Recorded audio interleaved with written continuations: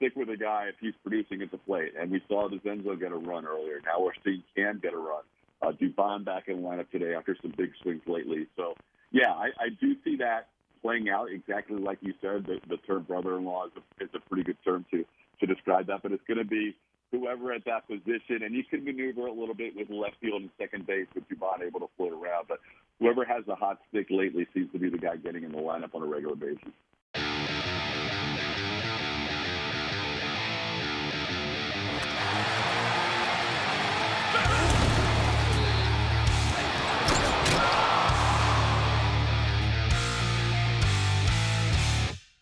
Let's go out to the HR&P guest line. TV voice of the Houston Astros, Todd Kalas, is joining us. Today's interview presented by Pipe Fitters Local 211. They do it right. TK, we appreciate you coming on whenever you have the days off. I respect that. I always take time off to work, too, so I really appreciate what you're doing.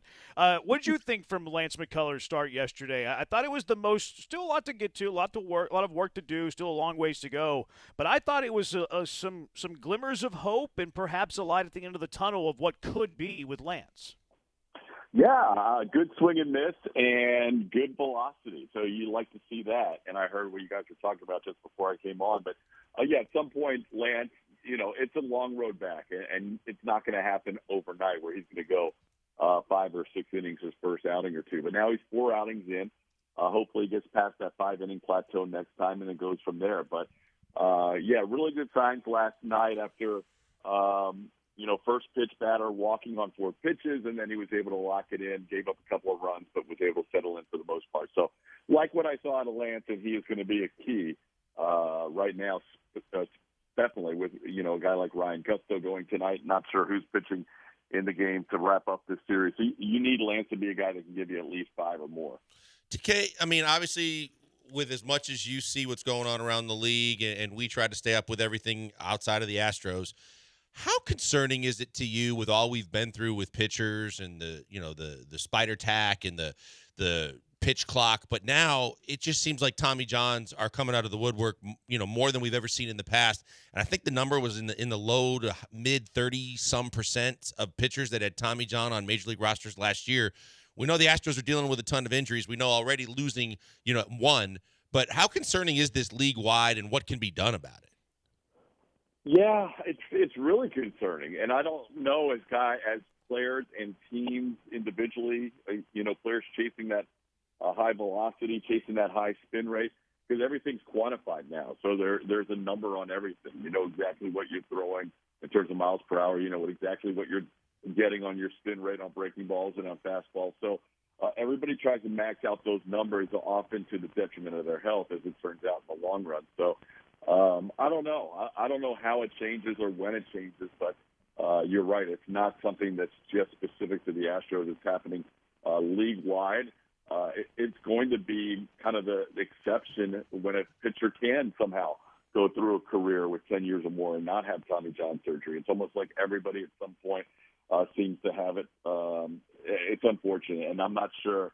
As long as you're chasing those dynamic numbers with the analytics, it's going to be hard to prevent injuries because there's a lot of torque on the elbow and the shoulder when you do that.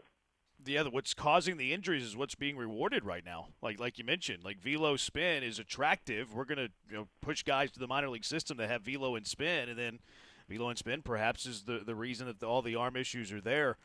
Big night for Jose Altuve last night, TK. A couple of home runs. It felt like he was kind of coming out of it in the Tampa series. Thought he had some good plate appearances. Seems like Altuve's starting to figure it out a bit. That was a big game for him, obviously, to get the sac fly and then to get a couple of home runs. Been putting the ball on the ground a lot. Has not looked great with his timing or his. He has not looked as comfortable in batter's box as he normally does. So to get an Altuve going, obviously, would be huge for this lineup. He's going to come around. We talked about it last week. It was a tough month for him going into yesterday, so great signs to see Altuve pick up a couple of bombs, and hopefully that carries forward for the entire series and the entire homestand since the Astros had their longest stand of the year. Boy, TK, it's like the haves and the have-nots. We're talking about Altuve. We're talking about, we were talking earlier about the fact that Christian Walker now is under 200, and everybody keeps saying, but he's going to figure it out too, and at some point he's going to come around. But then you start looking at this team and how they've been able to persevere, And we also talked about just how great some of these guys have been, from Jake to Pena to the fact that, you've got a guy that was signed as a backup catcher that has been a consistent bat no matter where you put him in the lineup, that's played first, DH, and catch, that you wonder where you would be without Caratini too. Yeah, Victor, the last 2 years has been amazing in his role. I don't think he's ever played this many games in his career, but he keeps coming up with big base hits, and Joe keeps putting him in there. Obviously, you're going to try and do whatever you can to get Yordan Alvarez back in the lineup, and until then, you're hoping the team plays well enough to hang around. And they certainly got a big win yesterday against Seattle. But I do expect Christian Walker is going to get it turned around at some point. I know it's frustrating for him. I know it's frustrating for the Astros fan base. For him, he said it more than once. It's been about pitch selection. And when he is swinging at strikes, and I know everybody says this, but especially in his case, when he's swinging at strikes and not going out of the zone, he can be really effective, and he gets into hitters' counts. Lately, it feels like he's taken some swings and some pitches just off the plate that have got him in pitchers' counts when it could have been in the hitters' counts. So hopefully, it can be a quick fix. We saw him basically win a game in Arlington against the Rangers in that Friday night game, and hopefully that bat will carry it home where he's been better than on the road this year. Being joined by Todd Kalas, TV voice of the Houston Astros, on the HRNP guest line. You touched on it a little bit. We were talking about Lance and with the injuries the Astros have. How do they survive with the issues that they have? Just a combination of what we've seen with, your Gustos are starting tonight. It looks like Colton Gordon has been announced Sunday starter. Brandon Walter looked pretty good. All of those guys are going to have to provide a certain amount of innings. Are there other people the Astros could call upon? Is it up to them to keep the Astros above water? The quick answer is yes, it is. And, whether it's a Brandon Walter or a Ryan Gusto or Colton Gordon or even an A.J. Blueball, who we saw earlier this year, those guys are going to get an opportunity to be a part of a big league rotation here going forward, at least two of those guys, because you've got Fromber, you've got Hunter, and you've got Lance, and then you need two more to fill out your five. So it's going to be somebody without a whole lot of experience who's going to be in their rotation for the foreseeable future. To me, the key question is, yes, can those guys be effective as a 4 and 5 starter currently? None of whom you're expecting to be a big factor in this year's team. So that's part A. But part B, and maybe even more importantly, can you get enough innings out of that group, out of the McCullers, out of the Gustos, out of the Gordons, to not kill your bullpen in this stretch? Obviously, 17 and 17 right now. Longest stretch they're going to go without an off day is really a challenge. But beyond that, you don't want guys kind of limping to the finish line in September and October like we kind of saw last year when the Astros were trying to come from 10 games back at Seattle. Yeah, TK, look, everybody obviously wants to jump off a ledge, and you and I and Jeremy have had a good time with it, how many people want to jump off the bandwagon with this team. But I look at it, and I said the other day, I think this team's going to be in first place by the All-Star break, because the encouraging thing is they not only have treaded water and stayed above 500, with this series, they have legitimate chance of getting into first place if they can sweep the Mariners. But regardless, you think about some of the guys that they're going to get back or get going like we were talking about. Not only with the pitchers you were talking about, we still got a boatload of pitchers that could make a pretty damn good rotation that haven't pitched for him this year. And then you get Yordan back. And then you start talking about getting some of these bats going. And you look at it and say, you don't really need to make any trades, because if you get just a couple of these pieces back with where this team currently sits, they're in a really good spot. Yeah, well, I agree, and I think it's a very winnable division. I don't think anybody's going to run away and hide in the AL West. I think if you were in the NL West or even to some extent the AL Central, you might have a little bit bigger concern, or even going against the Yankees. But in the AL West, I don't see a team where you can sit there and say they're definitely winning 90-plus games and they're going to be the team to beat. Because it could be anybody. It could be one of the teams playing tonight at Dyson Park.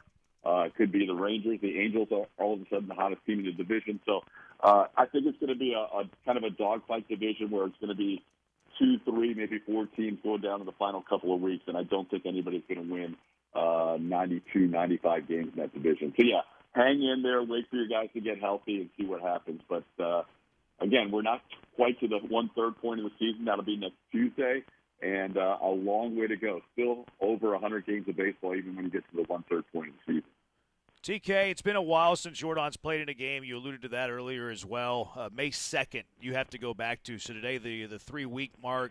Spada with comments just a few minutes ago that he continues to hit off the cage. Felt really good. He was running the bases, too, which I think is a precursor to him probably playing. Hey, you're going to need to go run the bases a little bit if you need to run bases in a game. But the question that I have for you is, what do you think of the job the Astros have done in his absence?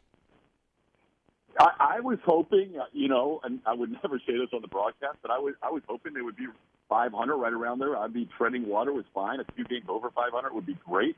Anything beyond that is gravy without Yordan because he's such a big part of the offense, and they have been above 500, so I'll take it. If they can come out of the Seattle series 3 out of 4, or even, as you said, the possibility of a sweep to take over first place, that would be brilliant. But as long as they hang around without Yordan, that's all you can ask for, and then get the big man back. But I love what I've seen. Pena stepping up to the next level. Jake Myers having a career year. You've mentioned Caratini's big swings. Isak Paredes continues to be everything the Astros could have hoped for and more. Other guys, I think Cam Smith, is really starting to figure it out at the big league level. He's going to have games like he had in Tampa where he strikes out 4 times, but he's also going to have games where he looks like he's ready to be a regular star at the big league level. So I'm excited for what this lineup could look like when 44 comes back. But until then, just hang in there, stay within reach of the Seattle Mariners, and let the chips fall once he gets back. Is this kind of what you expected, TK, in terms of the brother-in-lawing where you play the hot hand? You're playing the hot hand at second base, obviously, with Dubon, but more importantly, look, Cam Smith, as you just mentioned, he's figuring things out, and that's really good for everybody and all parties involved, especially the organization, with him being up. But DeCenzo kind of pays the price in the process because DeCenzo had been playing really good baseball too.